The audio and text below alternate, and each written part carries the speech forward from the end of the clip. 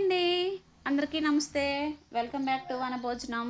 ఈరోజు పాలకూర, చుక్కకూర పప్పు చేసుకుందామండి. ముందుగా పప్పు కుక్కర్‌లో ఒక 2 గ్లాసుల పప్పుని నానబెట్టుకొని, శుభ్రంగా కడిగేసుకొని ఒక 3 గంటలు నానపెట్టుకోండి.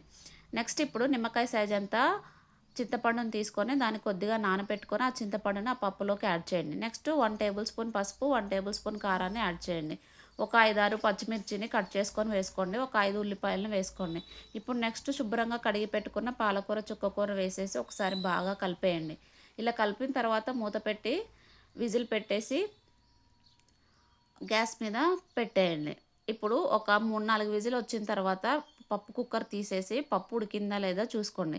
పప్పు ఉడికినట్టయితే దాంట్లోకి 2 టేబుల్ స్పూన్ సాల్ట్‌ని వేసి మరొకసారి బాగా కలిపేసి తాలింపు పెట్టుకోండి. అంతే అండి. ఎంతో సింపుల్ అండ్ టేస్టీగా ఉండే పాలకూర, చుక్కకూర పప్పు రెడీ అయిపోయింది. Please do subscribe. Thanks for watching.